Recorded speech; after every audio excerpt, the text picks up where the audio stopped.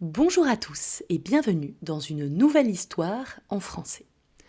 Comme vous le savez, en français, la prononciation est très importante, le vocabulaire aussi, donc n'hésitez pas à mettre en pause cette vidéo, à revenir en arrière et à répéter cette histoire avec moi. Aujourd'hui, nous allons voir l'histoire de La Belle au bois dormant. Commençons la lecture. Il était une fois un roi et une reine. Chaque jour, ils se lamentaient.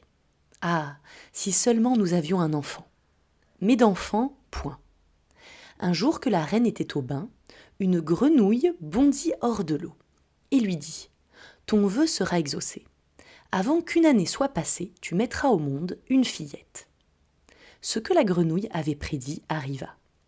La reine donna le jour à une fille. Elle était si belle que le roi ne se tenait plus de joie.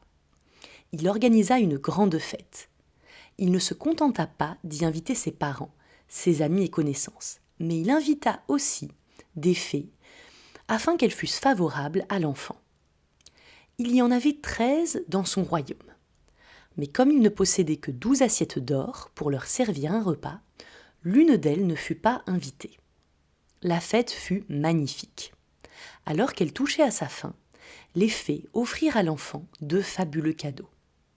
L'une, la vertu, l'autre, la beauté, la troisième, la richesse, et ainsi de suite. Tout ce qui est désirable au monde. Comme 11 des fées venaient d'agir ainsi, la 13e survint tout à coup. Elle voulait se venger de n'avoir pas été invitée. Sans saluer quiconque, elle s'écria d'une voix forte. La fille du roi, dans sa 15e année, se piquera à un fuseau et tombera raide morte. Puis elle quitta la salle. Tout le monde fut fort effrayé. La 12e des fées, celle qui n'avait pas encore formé son vœu, s'avança alors.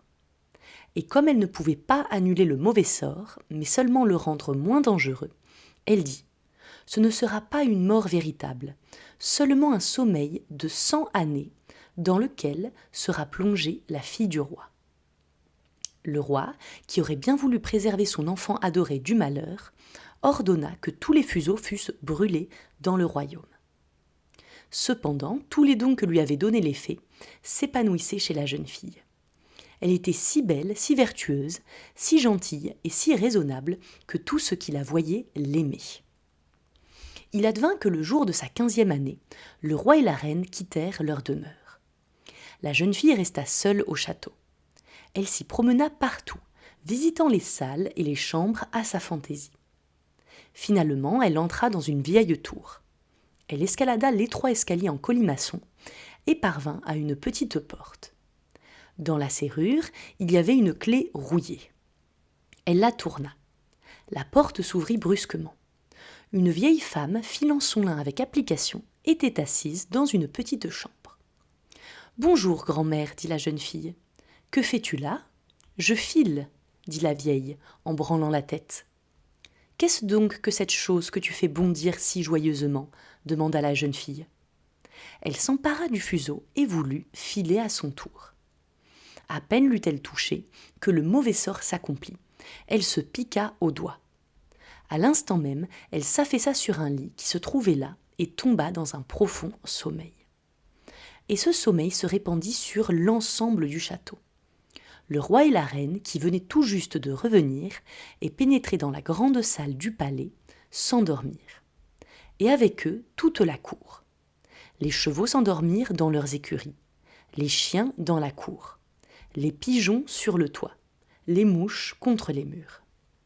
Même le feu qui brûlait dans l'âtre s'endormit et le rôti s'arrêta de rôtir. Le cuisinier, qui était en train de tirer les cheveux du marmiton parce qu'il avait raté un plat, le lâcha et s'endormit. Et le vent cessa de souffler. Nulle feuille ne bougea plus sur les arbres devant le château. Tout autour du palais, une haie d'épines se mit à pousser, qui chaque jour devint plus haute et plus touffue. Bientôt, elle cerna complètement le château, jusqu'à ce qu'on n'en vit plus rien, même pas le drapeau sur le toit. Dans le pays, la légende de la Belle au bois dormant c'est ainsi que fut nommée la fille du roi, se répandait. De temps en temps, des fils de roi s'approchaient du château et tentaient d'y pénétrer à travers l'épaisse muraille d'épines. Mais ils n'y parvenaient pas. Les épines se tenaient entre elles, comme par des mains. Les jeunes princes y restaient accrochés, sans pouvoir se détacher, et mouraient là, d'une mort cruelle. Au bout de longues années, le fils d'un roi passa par le pays. Un vieillard lui raconta l'histoire de la haie d'épines. Derrière elle, il devait y avoir un château, dans lequel dormait, depuis 100 ans, la merveilleuse fille d'un roi, appelée la Belle au bois dormant. Avec elle dormaient le roi, la reine et toute la cour. Le vieil homme avait aussi appris de son grand-père que de nombreux princes étaient déjà venus et avaient tenté de forcer la haie d'épines, mais ils y étaient restés accrochés, et y étaient morts d'une triste mort. Le jeune homme dit alors : « Je n'ai peur de rien, je vais y aller. Je veux voir la Belle au bois dormant. » Le bon vieillard voulut l'en empêcher, mais il eut beau faire, le prince ne l'écouta pas. Or, les 100 années étaient justement écoulées, et le jour était venu où la Belle au bois dormant devait se réveiller. Lorsque le fils du roi s'approcha de la haie d'épines, il vit de magnifiques fleurs qui s'écartaient d'elles-mêmes sur son passage, et lui laissaient le chemin. Derrière lui, elle reformait une haie. Dans le château, il vit les chevaux et les chiens de chasse tachetés qui dormaient. Sur le toit, les pigeons se tenaient la tête sous l'aile. Et lorsqu'il pénétra dans le palais, il vit les mouches qui dormaient contre les murs. Le cuisinier, dans la cuisine, avait encore la main levée, comme s'il voulait attraper le marmiton, et la bonne était assise devant une poule noire qu'elle allait plumer. En haut, sur les marches du trône, le roi et la reine étaient endormis. Le prince poursuivit son chemin, et le silence était si profond qu'il entendait son propre souffle. Enfin, il arriva à la tour et poussa la porte de la petite chambre où dormait la Belle. Elle était là, si jolie qu'il ne put en détourner le regard. Il se pencha sur elle et lui donna un baiser. Alors, la Belle au bois dormant s'éveilla, ouvrit les yeux et le regarda en souriant.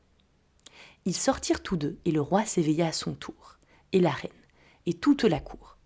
Et tout le monde se regardait avec de grands yeux. Dans les écuries, les chevaux se dressaient sur leurs pattes et s'ébrouaient. Les chiens de chasse bondirent en remuant la queue.